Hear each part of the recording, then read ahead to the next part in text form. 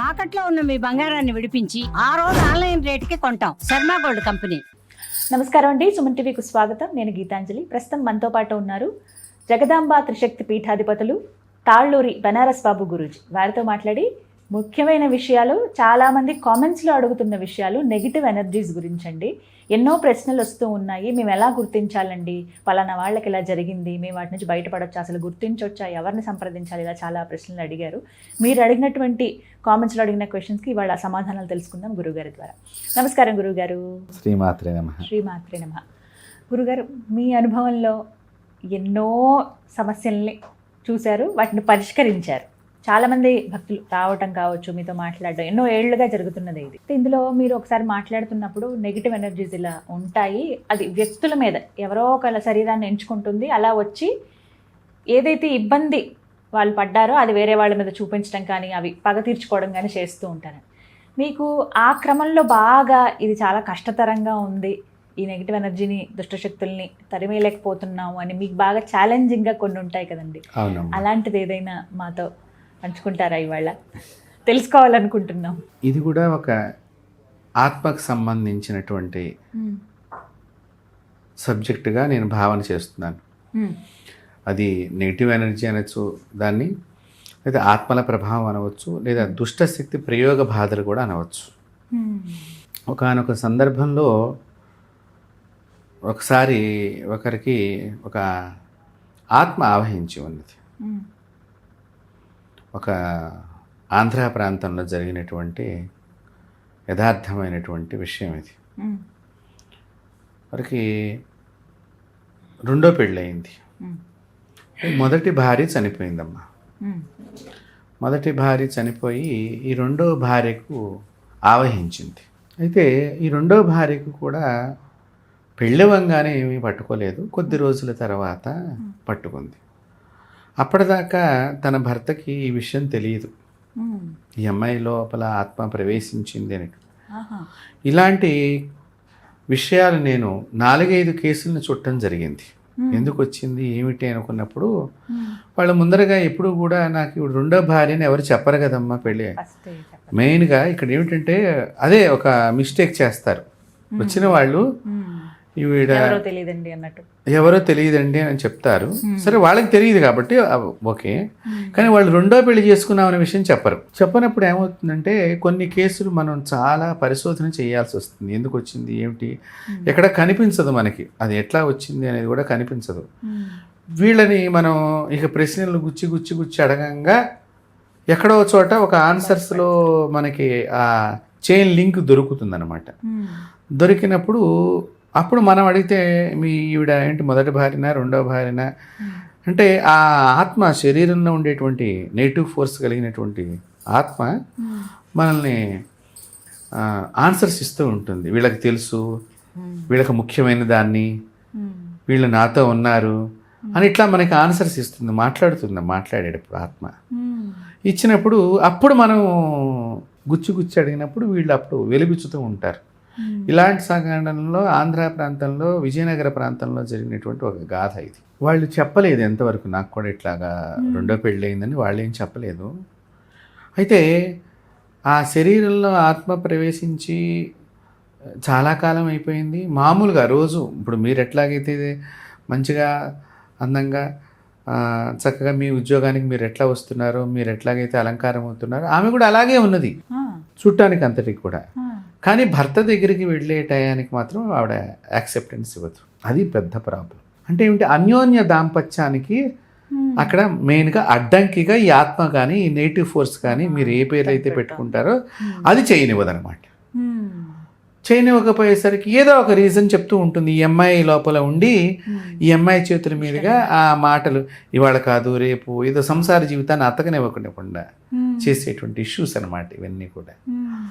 అలాంటి సందర్భంలో చాలా తీవ్రంగా ఈ నెగిటివ్ ఫోర్సెస్ కలిగినటువంటి ఆత్మలు అవసరమైతే మనల్ని కూడా ఇబ్బందులు పాలు చేయడానికి, అవి గురి చేయడానికి వాటి ఎనర్జీ లెవెల్స్ని వాడుతూ ఉంటాయి అమ్మ. సో అందుకని 3 పెళ్ళాల అన్యోన్య దాంపత్యం ఇక్కడ ఆగిపోవాలి. ఎందుకు, తన మొదటి భార్య కదా. సో తనతో ఉన్నటువంటి వ్యక్తి మరొక స్త్రీని కోరుకోదు. ఇది ఇక్కడ గమనించుకోవాల్సింది. అలాంటి సందర్భంలో నాకు మీరు అన్నట్టుగా కొంచెం మొండి విషయంగా కలిగినటువంటిది ఒకటి ఎదురయ్యింది. చాలా రోజులు దాంతో ఇబ్బంది పడాల్సి వచ్చింది. అది మళ్ళీ విచిత్రం ఏంటంటేనమ్మా, ఆ యజమానికి మనకి మనం బాగు చేద్దామని మేము పెడతాం కదా, అవి నమ్మనివ్వకుండా మాటలు చెప్తూ ఉంటాయి ఆ యజమానికి. అంటే ఏమిటి, ఇప్పుడు నమ్మితే గనక నా మాటను నమ్మారనుకోండి, మీరు ఆ దోషం మీరు పోగొట్టుకుంటానికి మీరే యజమాని అనుకుందాం. మీరు ఆ దోషం పోగొట్టుకున్న నా మాటను నమ్మినప్పుడు దానికి సంబంధించిన పూజ, తంతు, క్రియ, కర్మ అంతా జరుగుతుంది అక్కడ. ఇప్పుడు జరిగితే ఇప్పుడు ఇది వెళ్ళిపోవాలి, లిఫ్ట్ అయిపోవాలి. ఇక్కడ ఈ లిఫ్ట్ అయితే గనక అది అనుకున్నటువంటి కోరిక ఇక్కడ సఫలం కాదు. సో అప్పుడు ఏం చేయాలి, మీకు నాకు మధ్య వైరం పెట్టాలి. ఇలా చేస్తాయి అవన్నీ ఆత్మలు. అలా చేసినప్పుడు అలా వైరి భావన కూడా వచ్చింది. వైరి భావన వచ్చి చివరికి ఏం జరిగిందంటే ఆ భార్యాభర్తలే ప్రాణత్యాగం చేసుకునేంత స్థితికి వెళ్ళిపోయారు. అంత పరిస్థితులు కలిగిస్తాయి. అట్లా నాకు తెలిసి కూడా నేనేం మాట్లాడలేనటువంటి వాడిని అయిపోతాను కొన్ని సందర్భాల్లో. మేము అందుకనే కదా దైవం ఏముంటుంది, నీకు యోగం అనేది లేకపోతే భగవంతుడు వచ్చి ఎదురుగుండా నిలబడ్డా కూడా యోగాన్ని అనుభవించలేవు. పూర్వజన్మ కృతం పాపం వ్యాధి రూపేణ బాధిత. అది ఏ వ్యాధి అయినా కావచ్చు, మనోవ్యాధి. ఒక్కొక్కసారి కొన్ని ఆత్మలు వచ్చి ఈ ఇంట్లో ఉన్న యజమానికి సంబంధించిన ఆనందం మొత్తం మింగేస్తాయమ్మా.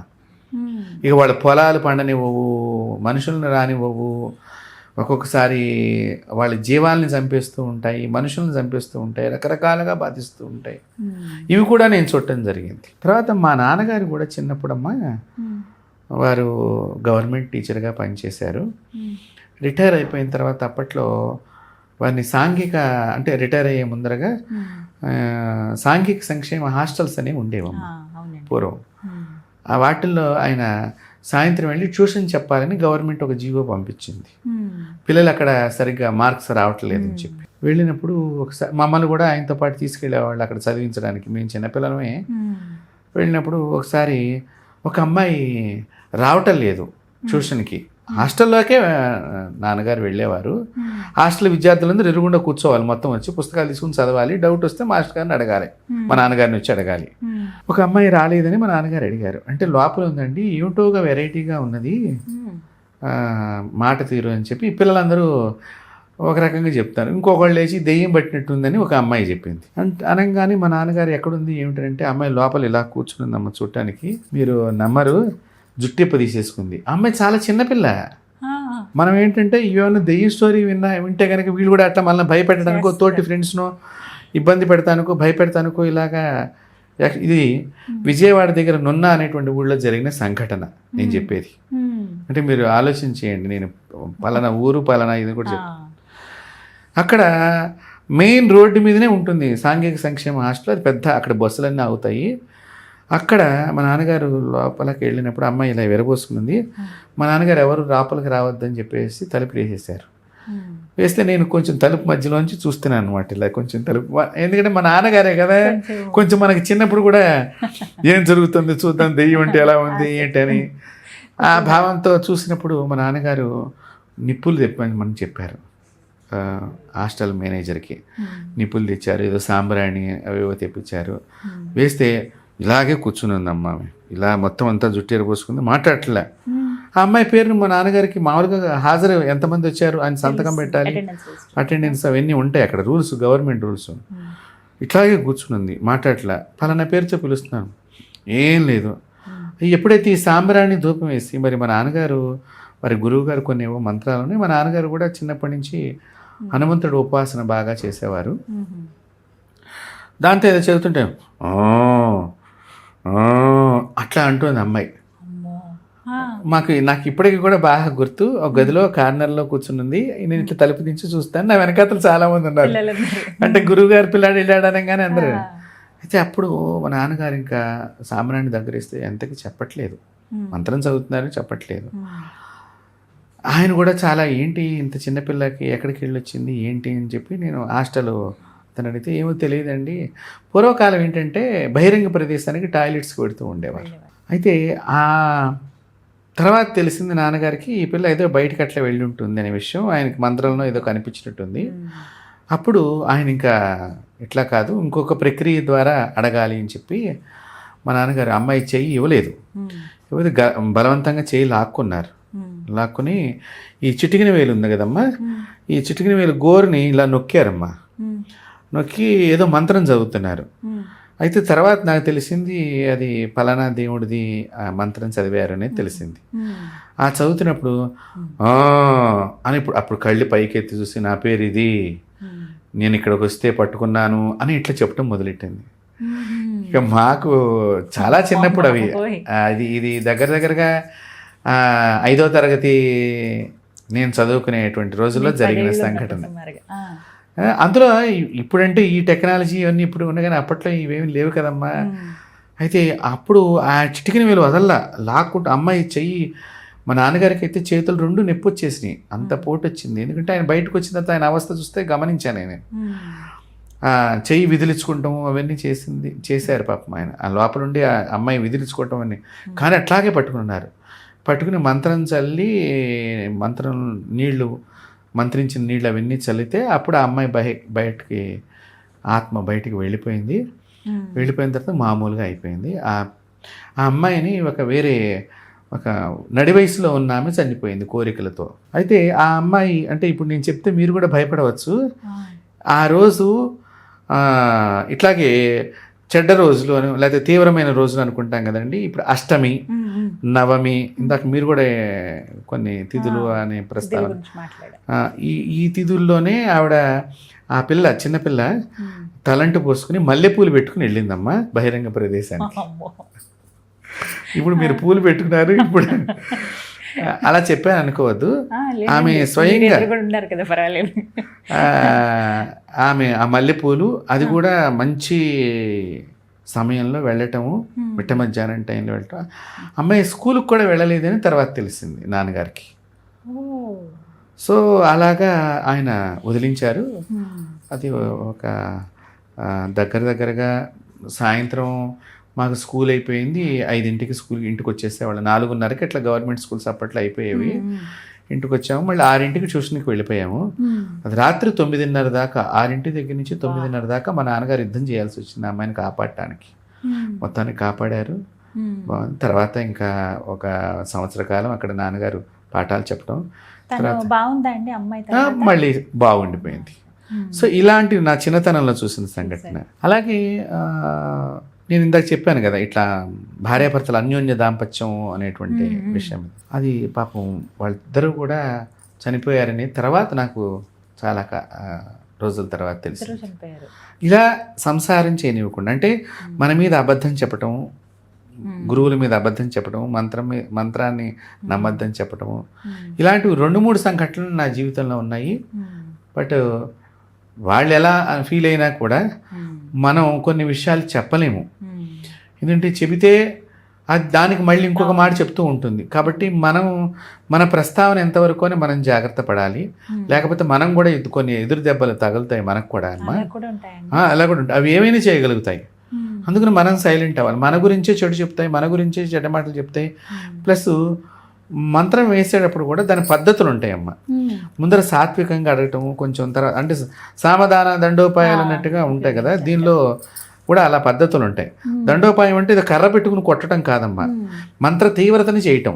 అక్కడ చాలామంది అనుకుంటారు ఏదో వేపండ్లతో కొడతారు, కర్రలతో కొడతారు, అది తప్పు పద్ధతి. దానివలన ఈమె శరీరానికి బాధ కలగటమే తప్ప మనం చేసే దాని వల్ల ఉపయోగం లేదు. అది కాదు అసలు శాస్త్రం చెప్పింది. మంత్రాల్లో తీవ్రతని పెంచడం, తీవ్ర దేవతా మంత్రాలు చేయటం, అక్కడ ప్రయోగించడం, అక్కడ మంత్ర ప్రయోగం అనేటువంటిది అప్పుడు తప్ప. అట్లాగా చేసినప్పుడు ఏమవుతాయి అంటే అవి తట్టుకోలేక మనల్ని డామినేషన్ చేద్దాం అన్నట్టుగా మనకు కూడా ఏదైనా అపాయం చేయవచ్చు. సో ఇది తెలిసి ఉండాలి. ఈ మంత్రాలు వేసేటువంటి వారికి అవి అపాయం చేస్తాయో లేవని కూడా వీళ్ళు కూడా ఆలోచన చేసుకోవాలి. అందుకని చాలా ప్రశాంతంగానే వాటితో మనం మాట్లాడుతూ ఉండాలి. ఆ మాట్లాడినప్పుడు చెప్తూ ఉంటాయి. కాబట్టి ఇలాగ వాళ్ళు తర్వాత కొద్ది రోజుల తర్వాత ఏదో అయిపోయారని చెప్పి తెలిసింది. బాధపడ్డాను, అయ్యో అని. అంటే మనం కాపాడగలిగే స్టేజీలో చేయగలిగిన సహాయం కూడా వాళ్ళు చేయించుకోలేకపోయారే అనేటువంటిది ఒకటి ఉంటుంది. అలాగా ఇంకొకటి, మా చిన్నతనంలో మా అమ్మగారు ఒకటి చెప్పారు.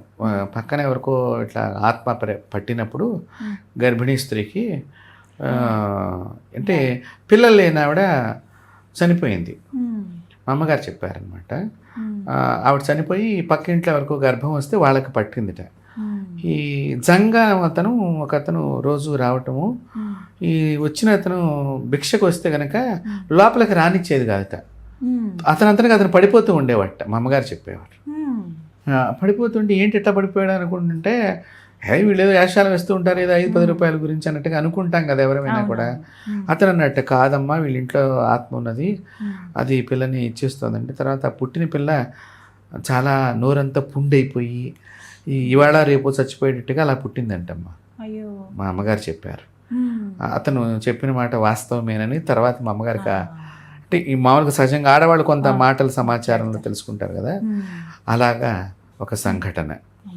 కాబట్టి ఇవి ఆత్మలు ఎవరినైనా పట్టుకుంటాయి, ఎట్లాగైనా పట్టుకుంటాయి. అంటే ఆ కర్మ కూడా వీళ్ళకి రాసి ఉంటుంది. వీరి జాతకంలో దీని ద్వారా ఇలా బాధపడాలి అనేటువంటిది. నెగిటివ్ ఎనర్జీ అనేది రకరకాలుగా ఉంటుంది. దానికి రోజులు వేరుంటాయి, తిథులు వేరుంటాయి. వాటిల్లో ఇవి చాలా తీవ్రంగా పనిచేస్తాం. సుమారుగా ఎన్నేళ్ళ నుంచి గురువుగారు మీరు ఈ విధంగా, ఇది ఒక సర్వీసే చెప్పాలంటే? అవును, అంటే మేము ఎక్కడా కూడా దీనికి డబ్బు తీసుకోమమ్మా. అవునండి. వారు వచ్చి బాధని చెప్పినప్పుడు మేము డబ్బు తీసుకోము. వారేదో బాధ తొలగిపోయిన తర్వాత వారు సంతోషంగా ఏదో దక్షిణగా గురువుగారు మీ వల్ల మేము ఆనందం పొందామని వాళ్ళు ఇవ్వటమే తప్ప, మెయిన్గా మా సర్వీస్ని ఎప్పుడూ కూడా ఆర్థికంతో ముడిపెట్టి నేను ఇంతవరకు ఏ సర్వీసు చేయలేదు. అయితే కొన్ని హోమాలు చేయాల్సి వస్తుంది. ఇక్కడ గమనించుకోవాలి, కొంతమంది బ్రాహ్మణులు పెట్టాల్సి వస్తుంది. అప్పుడు ఆ బ్రాహ్మణులకు దక్షిణ ఇవ్వాలి కదమ్మా. అది వారు ఆ హోమం చేయాలి. కాబట్టి ఆ హోమం చేయాలంటే నేను ఎవరినో మనుషులను పంపించడమో లేదా మీరు మనుషులను తెచ్చుకోవటమో. ఇప్పుడు ఇక్కడ కూడా చాలామంది అనుకుంటారు మేము తెచ్చుకోవచ్చు కదా, మేము పెట్టుకోవచ్చు కదా తక్కువలో అంటే ఆ మంత్ర సాధన చేసినటువంటి బ్రాహ్మణే కావాలి మళ్ళీ అక్కడ కూడా. లేకపోతే ఆ బ్రాహ్మణ్ణి కూడా ఒక్కొక్కసారి అక్కడ లిఫ్ట్ చేస్తాయి అవి. అంటే ఎట్లాగంటే వాళ్ళకి మాట్లాడితే బాత్రూమ్స్ అవటము, మోషన్స్ అవటము, వామిటింగ్స్ అవటము, పూజ దగ్గర కూర్చొని ఇవ్వకుండా కదిలించటము ఇత్యాది విషయాల్లో ఉంటుంది. వాంతులు అయిపోతూ ఉంటాయి, జ్వరం వచ్చేస్తుంది, మూలికి పడిపోయి ఉంటారు ఇంట్లో. తర్వాత ఈ పూజ అని తెలిసిన తర్వాత రావాలి అన్నా కూడా బ్రాహ్మణులు కూడా భయపడతారు కదా, ఇట్లా ఎవరికన్నా అయింది. కాబట్టి దాన్ని సాధన చేసుకున్న బ్రాహ్మణులు, కాస్త ఆ విధంగా చేయగలిగిన సమర్థత ఉన్న బ్రాహ్మణులు మా దృష్టిలో ఉంటారు. కాబట్టి వాళ్ళని అక్కడ అపాయింట్మెంట్ చేస్తాం, వీళ్ళ చేత చేయించండి ఇట్లాగా అని చెప్పి తెలిసిపోతుంది. హోమగుండం దగ్గర కూడా ఒకసారి హైదరాబాద్లోనే ఒక ఇంట్లో ఒక ఆడపిల్లకి ఆత్మ ప్రవేశించిందమ్మా. హోమగుండం దగ్గర ఆమెకు ఆత్మ మామూలుగానే అది ఆ హోమగుండంలో దూకపోయింది. అంటే ఏంటి, భయపెట్టడానికి అనమాట.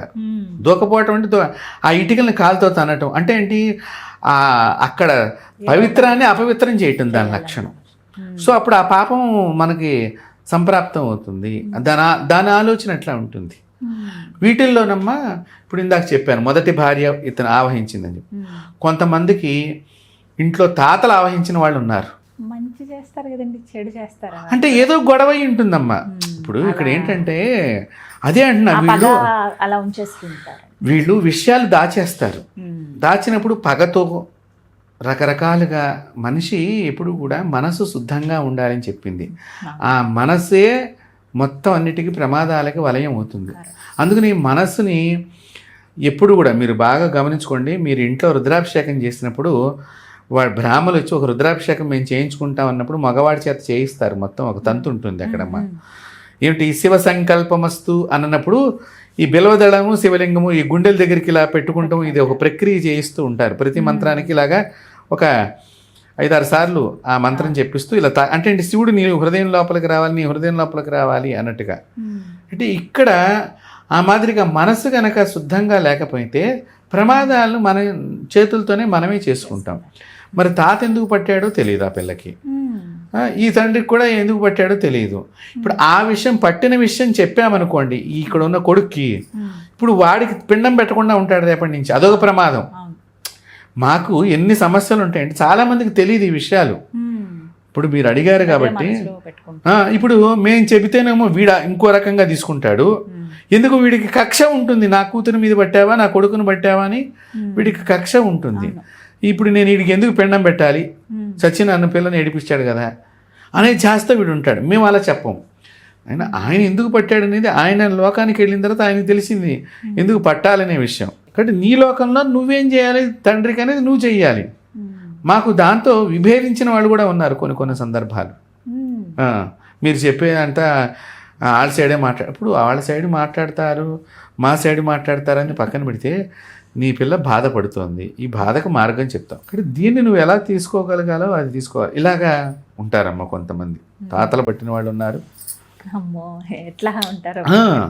అందులో ఇవి ఇందాక మీరు అన్నట్టుగా ఆదివారం ఇట్లాంటి వాటికి చాలా బలం ఉంటుంది, గురువారం ఒకటి చాలా బలం ఉంటుంది, శుక్రవారం మధ్యాహ్నం నుంచి శుక్రవారం నిశరాత్రి దాకా బలం ఉంటుంది వీటికి. మనం అమ్మవారి రోజు కదా శుక్రవారం, అందుకనే శాస్త్రం ఏం చెప్పిందంటే బయటికి వెళ్ళొస్తే కాళ్ళు కడుక్కోండిరా. సో నెగిటివ్ ఎనర్జీని ముందరగానే డ్రాప్ చేయమంది బయట. ఒక వీడియోలో మీరు చెప్పారు. అవును, ఖచ్చితంగా బయట నీళ్లు పెట్టుకుని కాబట్టి ఏంటి ఎటువంటి రకంగా వస్తుందో తెలియదు, ఏ రకంగా వస్తుందో తెలియదు నెగిటివ్ ఎనర్జీ అనేటువంటిది. సో నేను ఇట్లాంటివి చాలా ఫేస్ చేస్తున్నాను. నేను దగ్గరగా చిన్నప్పటి నుంచి కూడా హనుమంతుడు అంటే నాకు చాలా ఇష్టం. హనుమత్ దేవాలయాలు ఎక్కడ కనిపించినా వెడుతూ ఉండేవాడిని, ప్రత్యేకించి ఎంత దూరమైనా వెడుతూ ఉండేవాడిని. చిన్నప్పటి నుంచి కూడా మా ఇంట్లో కూడా నిత్యం మా నాన్నగారు మాకు ఎప్పుడు కూడా మంచి విషయాలు చెప్తూ ఉండేవారు. ప్రతి స్వామీజీ వచ్చిన ఎవరైనా శంకరాచార్యులు వారు కానీ, ఎవరైనా మధ్వాచార్యులు వారు కానీ, ఏదైనా రామానుజాచార్యుల సంప్రదాయంలో ఉన్న ఏ గురువులు వచ్చినా మమ్మల్ని తీసుకువెళ్ళటము, దండం పెట్టించడము, వాళ్ళ చేతుల మీదుగా ఏదైనా తీర్థమో పండో ఇప్పించడం అవన్నీ మాకు చేశారు. సో అలా కొంత భక్తి భావన మొదటి నుంచి కూడా నాకు ఉన్నది. అంతేకాకుండా నేను చాలామంది గురువులతో నా చిన్నప్పటి నుంచి ప్రయాణం చేశానమ్మా. దిగంబర స్వామీజీలను చూశాను, మాతాజీలను చూశాను, దత్త సంప్రదాయంలో ఉన్నవాడిని, అఘోర సంప్రదాయం ఉన్నవాడిని, శాక్తేయుల్ని, శంకర సంప్రదాయం ఉన్నవాడిని, మధ్వ సంప్రదాయం, అన్ని సంప్రదాయంలో ఉన్న గురువుల దర్శనం నేను చేసుకున్నాను, ఇప్పటికీ కూడా చేసుకుంటాను. కాబట్టి సాధనాక్రమం మనకు మా గురువులు ఇచ్చినటువంటి మంత్ర సాధనాక్రమంలో ఒక్కొక్కసారి ఒక్కొక్క మంత్రం చేస్తుంటే ఇంకొక దేవత వచ్చి మా ఎదురుగుండా నిలబడ్డ సందర్భాలు కూడా ఉన్నాయి. అంటే దాని అర్థం అంటే ఉదాహరణకి ఇప్పుడు మేము రాముల వారిని పూజ చేసాం అనుకోండి, రాముల వారు రారు, అమ్మవారు ఇంకో అమ్మవారు వచ్చి నిలబడుతుంది అక్కడ. ఆవిడ చెప్తుంది, వచ్చింది నేను ఇందుకు వచ్చాను, నువ్వు ఇందుకు ఈ పని చేయాలి, నువ్వు నన్ను ఇప్పటి నుంచి నువ్వు నన్ను ఆరాధన చెయ్యి అంటుంది. అప్పటితో ఆ రాముల వారి వరకు చేసినటువంటి, అంటే మీకు ఎగ్జాంపుల్ చెప్తాను, నేను మిగతా దేవతల పేర్లు నేను చెప్పను ఏం చేస్తున్నాం అనే విషయం, మీకు ఎగ్జాంపుల్గా ఒకటి. ఇప్పుడు ఈ రాముల వారిది ఆపేస్తాం, ఆపేసి ఇక్కడ హోమము ఇవన్నీ చేస్తాం అనమాట. ఇది నా జీవితంలో చాలా సందర్భాల్లో ఇలాంటి దేవతలు, వేరే దేవతలు రావటం, వాళ్ళు మంత్రం చెప్పడం నాకు వచ్చి అలాంటి సంఘటనలు జరిగినాయి. అందులో ఒకసారి నేను ఒక అమ్మవారికి సంబంధించిన దాన్ని కొన్ని లక్షలు చేశాను. హైదరాబాద్లోనే ఉండంగానే చేసినప్పుడు ఆ అమ్మవారి చిహ్నాలు ప్రతిరోజు నేను అనుభవించాను, ఆనందమైన చిహ్నాలు. అయితే నాకు ఎక్కడికి వెళ్ళినా చాలా ఈజీగా పని అయిపోవటం, చాలా ఈజీగా పని అవటము, చాలామంది ఏదో నన్ను చూడంగానే లోపలికి రమ్మనమంటాము. అప్పట్లో పెద్ద వాళ్ళతో కూడా నాకు పరిచయాలు ఏర్పడటము, అమ్మవారిని ఆరాధన చేసేసరికి చాలా పెద్ద వాళ్ళు, నేను చూస్తే 20 ఏళ్ల వాడిని, వాళ్ళు చూస్తే 60 ఏళ్ల వాళ్ళు, పెద్ద పోస్ట్లో ఉండేవాళ్ళు. అంటే ఒక పెద్ద పోలీస్ ఆఫీసర్ లాంటి వాళ్ళు కానివ్వండి, జడ్జీలు లాంటి వాళ్ళు కానివ్వండి, ఎవరైనా పెద్ద వాళ్ళు, అట్లా వాళ్ళతో నాకు పరిచయాలు ఏర్పడటం. అలా సందర్భంలో నేను ఈ అమ్మవారిది అయిపోతుంది అనగా ఒక హవనం చేయాలి ఎప్పుడు కూడా అమ్మ దేవతలకి, జపం అయిపోయిన తర్వాత ఆ హోమం చేద్దామని చెప్పేసి కలశ ఆరాధన అయింది. మొదటి రోజున హోమం చేస్తుండగా ఒక రోజున ఒక మగదేవుడు వచ్చి అక్కడ నా పక్కన నిలబడ్డాడు. నేను చేసింది స్త్రీ దేవతా పూజ ఆరాధన. ఈ స్త్రీ దేవతా పూజ ఆరాధన చేస్తూ ఉండగా నా జీవితంలో జరిగినటువంటి, చాలా చిన్న వయసులో జరిగినటువంటి నా అనుభవాన్ని చెప్తున్నాను. ఈ చేస్తున్న క్రమంలో నేను ఆ హోమగుండం దగ్గర, ఆ కలశం దగ్గరే పడుకుంటాను.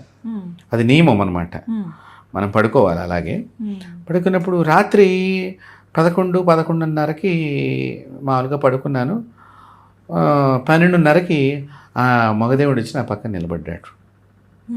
అయితే నిలబడ్డప్పుడు ఎవరో పక్కన ఉన్న మనిషిలాగా నాకు అనిపించింది.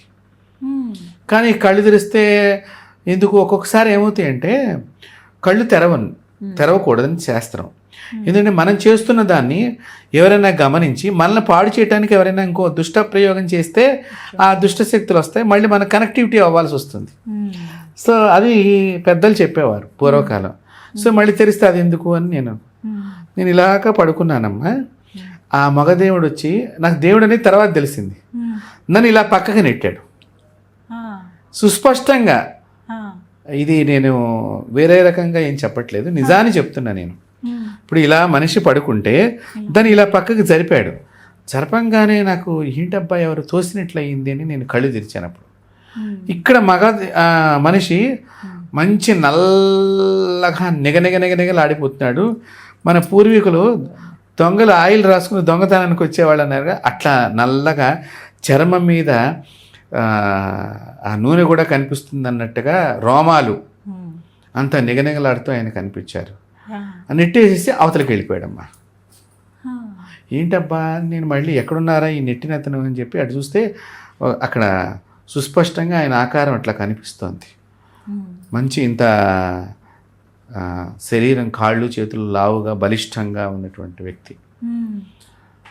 సరే బాబు, ఇదేదో మనకి ఇప్పుడు మనం దాని గురించి సెర్చ్ చేయటం మంచిది కాదు, ఎవరైనా ఏదైనా చేసి ఉండొచ్చు, అందుకు నీది ఏమైనా వచ్చిందో అని నేను మళ్ళీ కళ్ళు మూసుకుని ఉన్నాను. కళ్ళు మూసుకుని ఉండగానే మళ్ళీ జరిపాడు. మళ్ళీ జరిపేసరికి మళ్ళీ సేమ్ అదే ప్లేస్కి వెళ్ళి అక్కడ నిలబడ్డాడు. ఇదేంటి ఇట్లా ఉందని చెప్పేసి నేను లేచాను, కూర్చున్నాను, అమ్మవారిని స్మరణం చేసుకున్నాను. ఏదో నా దగ్గర ఎందుకైనా మంచిది, సేఫ్టీ ప్రికాషన్స్, మనకి మంత్రంలో ప్రయోగాలు సేఫ్టీ ప్రికాషన్స్ కొన్ని ఉంటాయి. ఈ క్రమంలో నేను అవన్నీ కూడా చేసుకున్నాను, పడుకున్నాను. కానీ మళ్ళీ వచ్చి జరిపాడమ్మా మూడోసారి. ఆ మూడోసారి జరిపిన తర్వాత ఆయన మొదటి 2 సార్లు ఎక్కడున్నాడు అక్కడ లేకుండా కరెక్ట్గా నా తల వైపున ఉన్న హోమగుండం దగ్గర హోమగుండంలో వచ్చి నిలబడి ఉన్నాడు. అప్పుడు నాకు అర్థమైంది, ఈయన వేరే వాళ్ళు పంపించింది కాదు, అమ్మవారే నా గురించి ఈయన పంపించింది అని నాకు అర్థమైంది. సో ఈలోగా నాకు ఆన్సర్స్ ఇచ్చేసింది అమ్మవారు. అయితే మామూలుగా దండం పెట్టుకున్నాను, మళ్ళీ పడుకున్నాను. ఆయన వెళ్ళిపోయాడు.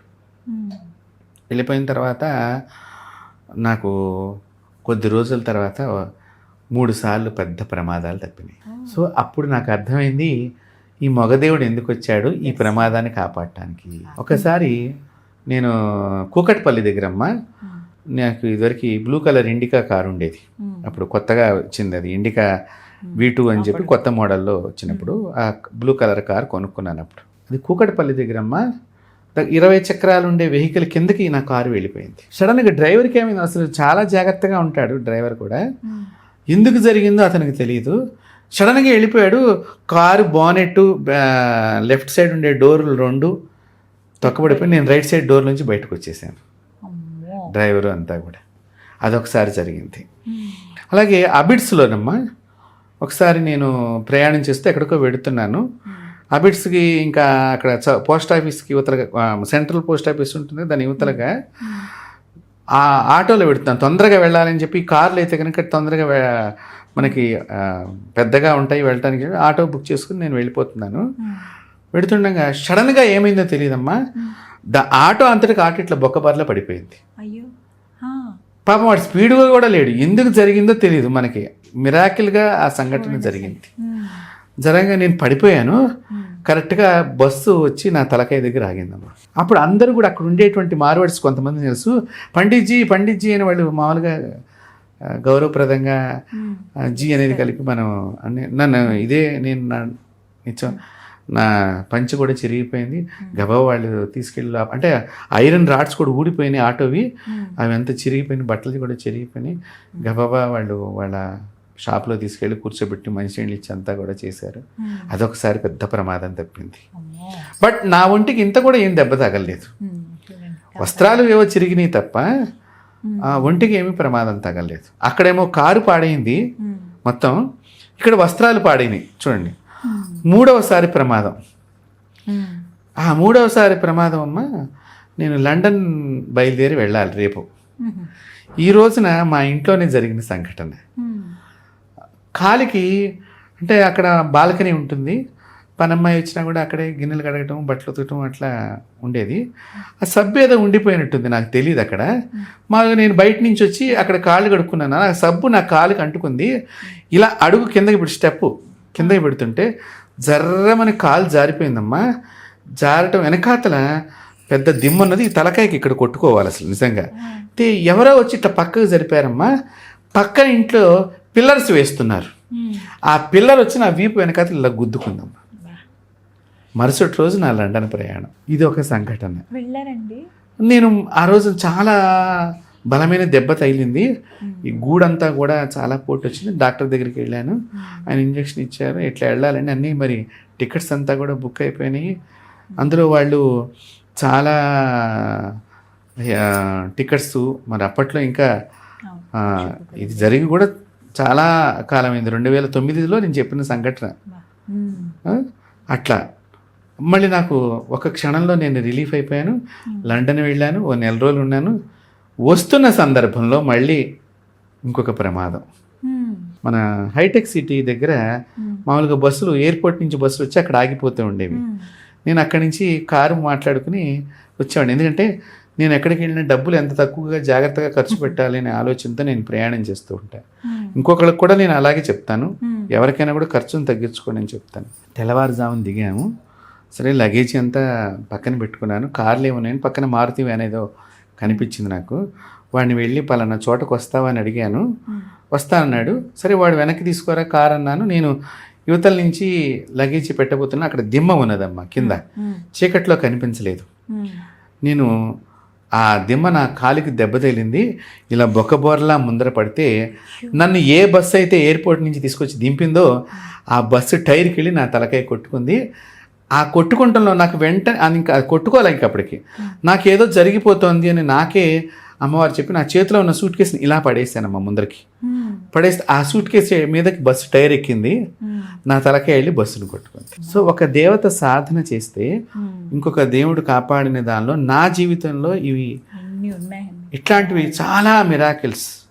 అంటే పాజిటివ్ ఎనర్జీ మనం ఇక్కడ మనం గమనించుకుంటే ఇవి కాబట్టి మిరాకిల్స్ జరుగుతూ ఉంటాయి, చాలా అనుభవాలు ఉన్నాయి. ఒక్కొక్కసారి నెగిటివ్ ఎనర్జీస్ మొండిగా, ఇందాక చెప్పాను కదా, బంధాన్ని పోగొడతాయి, బంధుత్వాలను పోగొడతాయి, సంబంధాలను పోగొడతాయి, రకరకాలుగా చేస్తాయి. అందుకని నెగిటివ్ ఎనర్జీని ముందర మనం ఏదైనా టచ్ చేసే ముందర మనం అది ఎట్లాంటిదని ఆలోచన చేసుకున్న తర్వాతనే దాన్ని టేకప్ చేయాలి తప్ప అంత తొందరగా ఏది పడితే అది మనం చేయకూడదు. అది చాలా గ్రేట్ గురువు గారు ఈ విషయంలో అయితే.